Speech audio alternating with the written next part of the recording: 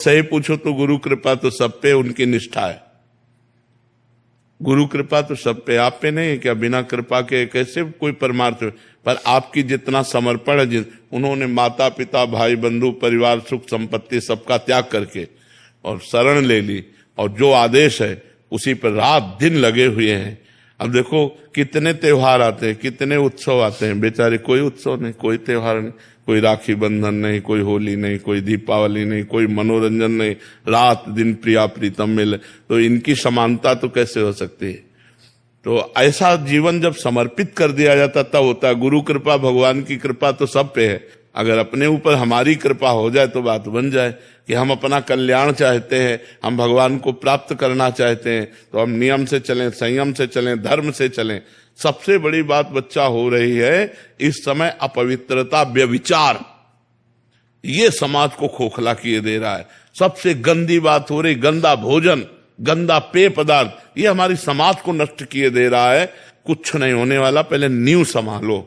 अगर नींव पवित्र और मजबूत है तो बढ़िया मंदिर बन जाएगा, बढ़िया मकान बन जाएगा। नींव ठीक नहीं, सब बेकार। और ये नींव है, मानव जीवन की नींव है चरित्र।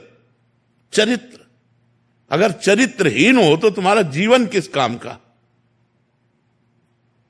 Character is loss, everything is loss. ये कौन समझ पा रहा है कि हमारा चरित्र गया तो हमारा जीवन चला गया, सब कुछ चला गया। हम भारतवासी, हम कोई विदेशी नहीं है। हमारा सनातन धर्म है जिसमें चरित्र की पूजा की गई। राम चरित्र भगवान का। अच्छा, रावण कौन है? भगवान का पार्षद है, भगवान के समान ही है। जैसे भगवान चतुर्भुज वैकुंठ में रहते हैं, ऐसे वो भगवान के पार्षद चतुर्भुज वैकुंठ। बस कौस्तुभ मणि और श्री लक्ष्मी जी, दो का अंतर है, नहीं सब विष्णु स्वरूप रहते हैं। जय विजय ही तो है, रावण कुंभकर्ण। लेकिन जब आचरण अपवित्र हो गया तो उसे राक्षस कहा गया, ना कि राक्षस था। उत्तम कुल पुलस्त कर नाती, कोई साधारण नहीं था, अद्भुत विद्वान, और भगवान शंकर का भक्त भी था, शिव भक्त भी था, लेकिन चरित्रहीन था। बस बात इतनी है। चरित्रहीनता के कारण पुतला फूका जाता है, और चरित्र में संपूर्ण होने के कारण हम राम चरित्र गाते हैं। मर्यादा पुरुषोत्तम भगवान राम चरित्रवान। बस वो आचरण चरित्र को एक ही बात है। तो चरित्रहीन व्यक्ति ना तो लौकिक उन्नति को प्राप्त होगा, आज भले वो दिखाई दे रहा है, लेकिन उसकी अपवित्रता चरित्र की उसका नाश कर देगी। चरित्र को संभालो, भोजन को संभालो, और नाम जप करो, ये सब ठीक हो जाएगा। निगेटिव चिंतन, ओवर थिंकिंग, अशांति, भय, उद्वेग, ये सब सही हो जाएगा, अपने आप ठीक हो जाएगा। भगवान की शरण में रह करके जीव को परमानंद की अनुभूति होती है। वो केवल भगवान की शरण होकर नाम जप करे, पर शरण होने के लिए हमें जो योग्यता चाहिए वो ये है।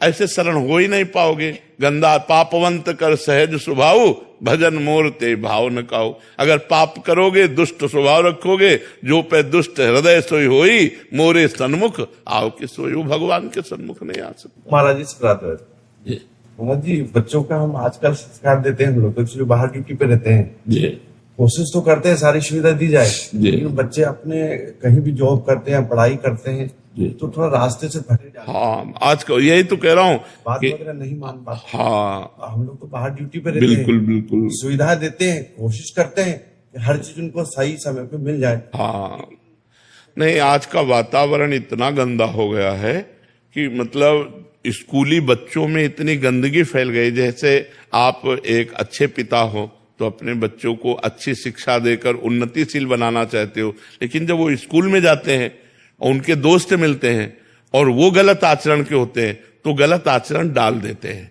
तो ये जो बच्चे जो हमारे मोबाइल रूपी गंदगी का सेवन करके गंदे विचार वाले बन रहे हैं, तो अच्छे विचार वाले बच्चों का नया संस्कार होता है, तो उनको सुख चाहिए। गंदा दृश्य दिखा के, गंदा आचरण बता करके उनके अंदर गंदगी डालते हैं।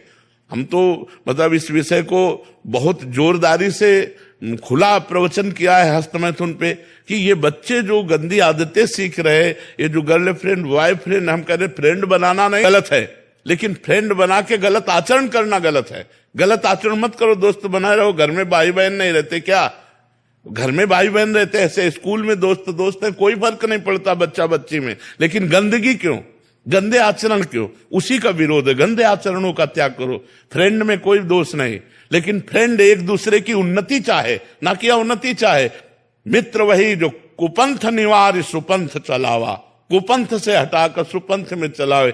तो आजकल तो बच्चों को संभालना बड़ा कठिन है। जहाँ जॉब करते हैं वहीं उनके ही हो जाते हैं। बिल्कुल बिल्कुल, बात को कम ध्यान देते। बिल्कुल बोल दिया वो सत्य है, हम लोग जो मार्गदर्शन थे वो गलत हो जाता है। बिल्कुल बिल्कुल। यदि वो बच्चे सत्संग सुने, श्रद्धा करें और सत्संग सुने, तो हमें लगता है परिवर्तन हो सकता है। कभी कभी एग्रेसिव हो जाते हैं एकदम की, हाँ आप हमारे ऊपर थोप क्यों रहे, भक्ति क्यों थोप रहे आप ऐसे ऐसा है, ऐसा ही है। पर हमें लगता है फिर भी हमें पीछे नहीं हटना चाहिए। आप भारतीय सैनिक हो है कि नहीं? हमें फिर आगे बढ़ना चाहिए, अपने बच्चों से मित्रवत व्यवहार करके, कि बिल्कुल ऐसा उनको लगे कि पापा हमारे दोस्त हैं, कि देखो ये गलत बात है, ये आप मत करो, आगे चलकर हम आपको सब सुविधाएं देंगे, लेकिन अभी ये ठीक नहीं है। मित्रवत उनसे जानकारी करो, उनके आचरण कहाँ फिसल रहे हैं उनको पुष्ट करो। तो है तो बहुत कठिन, क्योंकि जैसा संग होता है वैसा ही रंग चढ़ता है। आज हमारे नवीन बच्चों का संग जो है वो मोबाइल है, और मोबाइल संपूर्ण है। बुरा से बुरा देख सकते हो, अच्छे से अच्छा देख सकते हो। बुराइयां देख करके बच्चे बुराइयां सीख रहे हैं और बुरे मार्ग की तरफ अनुसरण कर रहे हैं। अनूप द्विवेदी जी फरीदाबाद से। राधे राधे महाराज जी।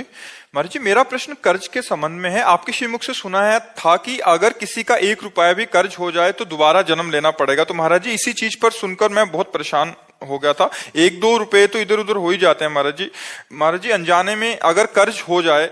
अनजाने की बात नहीं, लेकिन जानकर हम बेईमानी ना करें किसी की। अनजाने में ऐसे तो कोई बात नहीं है, लेकिन जानकर हमने किसी से 500 रुपया लिया है या 500 रुपये की चीज ली है, तो मुझे अपने जीवन में चाहिए कि बहुत जल्दी निपटा दें, हम उसका कर्जा ना लें। बहुत ईमानदारी और धर्म से चलने पर ही हमें भगवत प्राप्ति होती है। तो हम किसी का कर्जा ना लें, वो कोशिश करें जितना हमारे पास पैसा है हम उतनी सामान लें। यदि हम कर्जा लें तो बहुत जल्दी निपटाने की कोशिश करें और उसका कर्जा दे देना चाहिए। भूल चूक ऐसे उसका कोई महत्व नहीं है, लेकिन जानबूझकर हम किसी से कर्जा जो लेते हैं हमको निपटाना चाहिए। महाराज जी, एक इसमें और था कि महाराज जी, क्या कोई अगर खान पान कराए या कोई किसी ने पेट्रोल भरवा दिया या किसी ने कोई उपहार दे दिया, ये भी कर्जे के अंतर्गत आता है? नहीं, कर्जे के अंतर्गत नहीं आता है। यदि हमारा कोई रिलेशन है या कोई भावुकता का भाव है और हम उसके घर जाते हैं, हमें प्रसाद पवा देता है, तो कभी हमारे घर आता है, प्रसाद पा लेता है, इसका कोई कर्जा नहीं। अब हमारी गाड़ी में पेट्रोल क्यों डलवा रहा है, हमें देखना है कि हमसे कोई बुरा आचरण तो नहीं करवाना चाहता है, घूस तो नहीं दे रहा है हमको, हम ऐसे क्यों डलवा ले पेट्रोल? दोस्ती यारी में। हाँ, तो दोस्ती यारी में तो दोस्त है तो फिर डाल देता है, तो हम कभी उसका भी कार्य कर देते, वो बात अलग है। ऐसे नहीं, ऐसे कैसे कोई हमारी जेब में पैसा डाल दे, ऐसे कोई ऐसे कौन कर रहा है? हाँ, बिना स्वार्थ के नहीं, वैसे बचना चाहिए। ये जो खान पान वस्तुएं हैं सबसे बचना चाहिए। मन से कोई कुछ दे, दान में खिला क्यों ले दान पुण्य क्यों ले? अपनी मेहनत की कमाई का खाएं हम।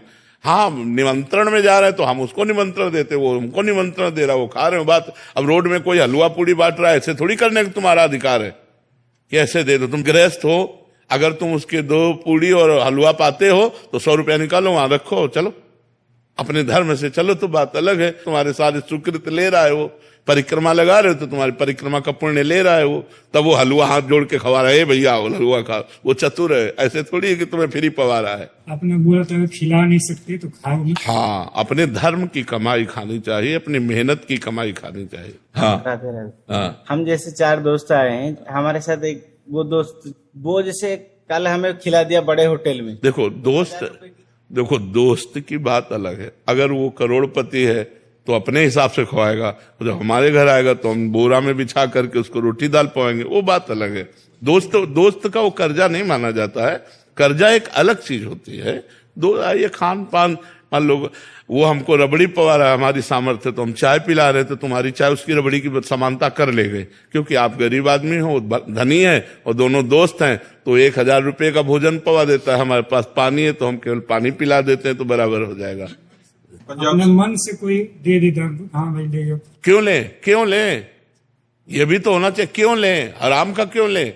हराम के खाने की आदत क्यों बनावे?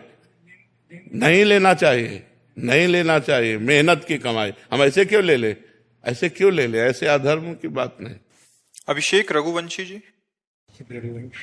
महाराज जी, हमारी वैदिक परंपरा रही है कि हम तुलसी जी की माला से नाम जप करें। गुरुदेव भगवान, आज के समय बहुत सारे लोग नाम जप करने के लिए काउंटिंग मशीन, काउंटर या अन्य किसी माध्यम से नाम जप करते हैं। क्या इससे देखो, पुण्य मिलेगा? हमारा पुण्य क्या, उसको भगवत प्राप्ति हो जाएगी। हमारा मतलब है भगवान का नाम स्मरण होना। किसका है? भगवान। तो अब वो काउंटर चल रहा है, राम राम राम राम राम राम राम, तो काउंटर से भगवत प्राप्ति नहीं होगी, नाम से होगी। माला से भगवत प्राप्ति थोड़ी होती है। माला फेरत जुग गया, फिरा न मन का फेर, कर का मन का डाल दे, मन का फेर। यदि हम राम राम जप रहे, कृष्ण कृष्ण जप रहे, तो काउंटर एक निमित्त बना। भगवान सच्चिदानंद का सच्चिदानंद नाम स्मरण होने से निश्चित भगवत प्राप्ति हो। खूब जपो, खूब जपो, जैसे बने वैसे जपो, बस जपो, भगवान का स्मरण करो, यही तुम्हें बचाएगा। नहीं, घोर कलिकाल का ऐसा प्रभाव है कि सब पतन के मार्ग में जा रहे हैं। शराब पीना, मांस खाना, बेविचार करना, नशा करना, बस यही दिमागों में छाया हुआ है। सत्य मार्ग पर चलने के लिए एकमात्र गरज रहा है भगवान का नाम। कलयुग केवल नाम आधार। अगर नाम चल रहा है बचा लेगा तुम्हें, पकड़ लो। नाम नहीं चल रहा तो बच नहीं पाओगे। सारे सिद्धांतों को मिटिया मेट करने की सामर्थ्य कलयुग में है, वो मिटा देगा, पक्का मिटा देगा। उसकी ऐसी बातें हैं कि वो तुमसे पाप भी करवाएगा और आपको ये भी साबित कर देगा कि आप धर्मात्मा हो, चिंता मत करो। कलयुग बहुत गिराने वाला है। और नाम जब करोगे तो थोड़ी भी गलती तुम बर्दाश्त नहीं करोगे, तुम्हारा हृदय जलने लगेगा और भगवान से रो के कहोगे, भगवान ये गलती दूर कर दो, मेरे अंदर है। नाम नाम, कलयुग में केवल नाम। अगर नाम में विश्वास हो जाए तो सब बात बन जाए। सबसे कठिन है नाम में विश्वास होना। राम राम कहने को तो बहुत छोटा शब्द, लेकिन ये भगवान को भी अधीन कर लेता है। सुमिर पवन सुत पावन नामू, अपने बस करी राखे रामू। कहां कहां लगी नाम बड़ाई, राम न सकत नाम गुन गाई। स्वयं भगवान राम नाम की महिमा में असमर्थ पाए गए पूर्ण रूप से वर्णन करने में। ऐसे नाम को यदि हमें गुरु ने दे दिया तो राम कृष्ण हरि राधा जो नाम प्रिय लगे खूब डट के जपो, देखो आनंद आएगा, इस लोक में भी और परलोक में भी। इस लोक में सुख सुविधाओं की कमी नहीं रहेगी और परलोक में आपको भगवान का प्यार प्राप्त होगा। इसलिए खूब नाम जप करो, नाम परम धन है। सलभ सैनी जी।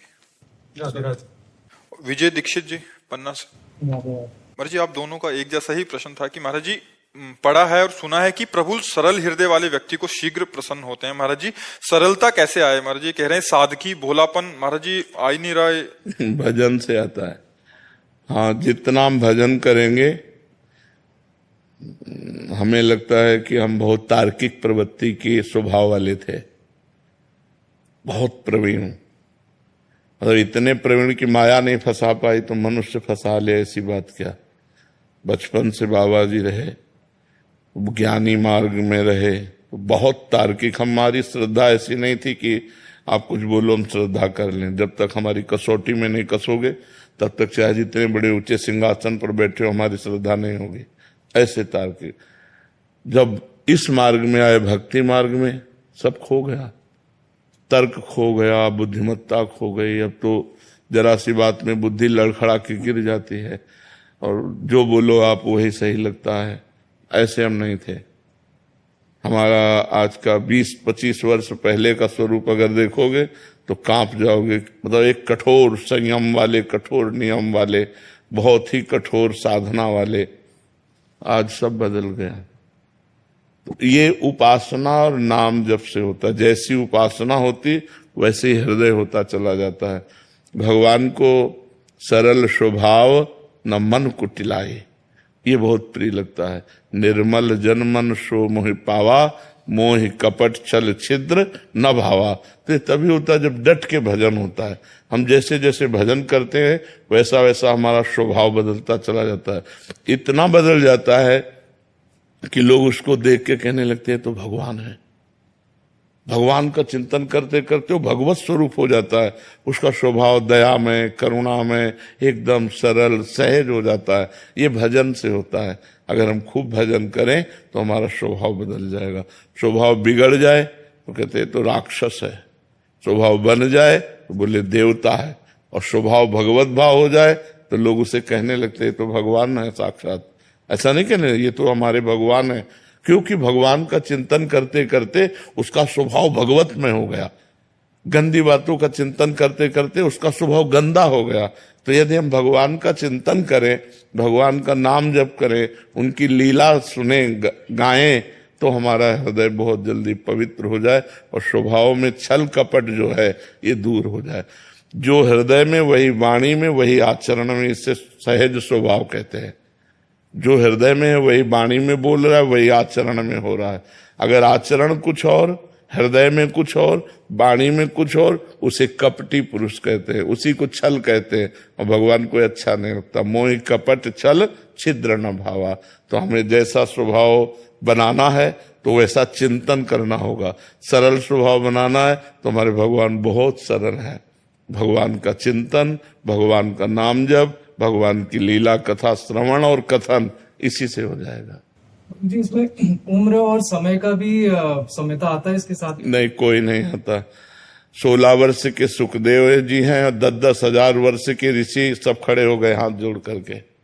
जब गंगा किनारे परीक्षित जी आमरण अनशन व्रत लिए थे तो सब बड़े बड़े ब्रह्म ऋषि आए थे, यहाँ तक कि उनके पिता और पितामह प्रपितामह सब आए हुए थे। व्यास जी श्री सुखदेव जी के पिता हैं, श्री कृष्ण द्वैपायन व्यास देव जी, और श्री कृष्ण द्वैपायन व्यास देव जी के पिता हैं पाराशर जी, और उनके पिता हैं शक्ति, शक्ति के पिता हैं वशिष्ठ जी। तो पराशर जी, वशिष्ठ जी ये सब खड़े हो गए थे। क्यों? क्योंकि ज्ञान की इतनी ऊंची धरा में श्री सुखदेव जी थे कि बड़े बड़े ब्रह्म ऋषि खड़े होकर उनका आदर। तो इसका अवस्था से लेना देना नहीं है कि ये 5 वर्ष का बालक है प्रहलाद, कितना बड़ा महान भक्त, दैत्यराज हिरण्यकश्यप से टक्कर ले लिया, हर कष्ट दिया उसने, लेकिन अपनी भक्ति नहीं छोड़ी। तो बड़े बड़े ब्रह्म ऋषि भी प्रहलाद जी का नाम आदर से लेते हैं, भक्तराज प्रहलाद। तो इसमें अवस्था का ये ज्ञान वृद्ध है, इसमें वयोवृद्ध की महानता नहीं है कि वो 50 वर्ष का है और वो 5 वर्ष का। हो सकता है 50 वर्ष वाला 5 वर्ष वाले की स्थिति को अभी छू भी नहीं पाया है, ऐसा होता है। तो ये साधना पूर्व जन्म कई जन्मों से चलती है ना, तो हो सकता है किसी की इतनी सुंदर साधना हो कि बाल्यावस्था से ही वो स्थित प्रज्ञ हो, और कोई अभी साधना शुरू किया है तो बालक है उसकी नजर में। जैसे कोई 80 वर्ष का है, अब उसकी साधना अभी शुरू हुई है कि अभी तो काखा गागा नहीं आता परमार्थ का, और वो परमार्थ का शिक्षक हो चुका है, परमार्थ को 50 चुका है, अनुभव कर चुका है। तो इसमें अवस्था का नहीं होता, इसमें ज्ञान वृद्ध माना जाता है। ज्ञान वृद्ध, कौन ज्ञान में ज्यादा है, अवस्था से इसका कोई लेना देना नहीं। धीरे धीरे चलो सखी तुलसा का मंदिर देखेंगे, धीरे धीरे चलो सखी तुलसा का मंदिर देखेंगे। ओ धीरे धीरे चलो सखी तुलसा का मंदिर देखेंगे, धीरे धीरे चलो सखी तुलसा का मंदिर देखेंगे। ओ मेरी तुलसा किसने तेरा मंदिर बनाया है, ओ मेरी तुलसा ओ मेरी तुलसा किसने तेरा मंदिर बनाया है, ओ मेरी तुलसा तेरा मंदिर बनाया है। ओ किसने तेरे मंदिर में जोत जलाई है, किसने तेरे मंदिर में जोत जगाई है। धीरे धीरे चलो सखी तुलसा का मंदिर देखेंगे, धीरे धीरे चलो सखी तुलसा का मंदिर देखेंगे। तुलसा का मंदिर देखेंगे, तुलसा का मंदिर देखेंगे, तुलसा का मंदिर देखेंगे, तुलसा का मंदिर देखेंगे। अरे धीरे धीरे चलो सखी तुलसा का मंदिर देखेंगे, धीरे धीरे चलो सखी तुलसा का मंदिर देखेंगे। आओ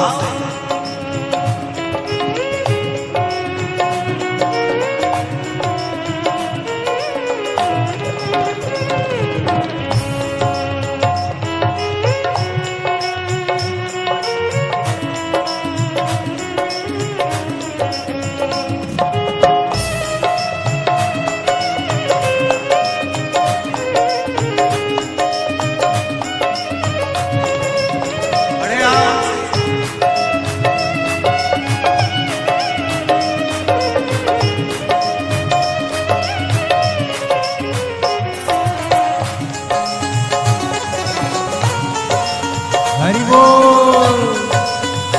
बोल तुलसा महारानी की जय हो।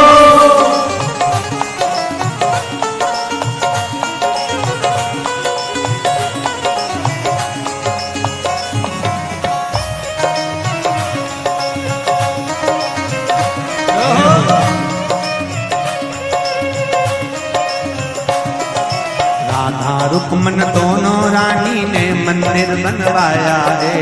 राधा रुक्मन दोनों रानी ने मंदिर बनवाया है। राधा रुक्मन दोनों रानी ने मंदिर बनवाया है। राधा रुक्मन दोनों रानी ने मंदिर बनवाया है। ओ सांवरिया गिरधारी ने, ओ सांवरिया गिरधारी ने मंदिर में ज्योत जगाई है। सांवरिया गिरधारी ने मंदिर में ज्योत जगाई है। धीरे धीरे चलो सखी तुलसा का मंदिर देखेंगे। धीरे धीरे चलो सखी तुलसा का मंदिर देखेंगे। ओ धीरे धीरे चलो सखी तुलसा का मंदिर देखेंगे।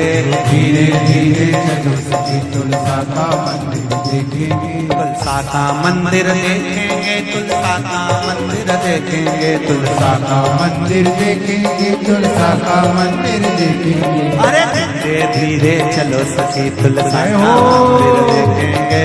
धीरे धीरे चलो सखी तुलसा का मंदिर देखेंगे। धीरे धीरे चलो सखी तुलसा का मंदिर देखेंगे। धीरे धीरे चलो सखी तुलसा का मंदिर देखेंगे। ओ मेरी तुलसा किसने तेरा मंदिर लिपाया है। ओ मेरी तुलसा किसने तेरा मंदिर लिपाया है। ओ मेरी तुलसा किसने तेरा मंदिर लिपाया है। ओ मेरी तुलसा किसने तेरा मंदिर लिपाया है। ओ किसने तेरे मंदिर में कलश सजाया है। किसने तेरे मंदिर में कलश सजाया है। धीरे धीरे चलो सखी तुलसा का मंदिर देखेंगे। धीरे धीरे चलो सखी तुलसा का मंदिर देखेंगे।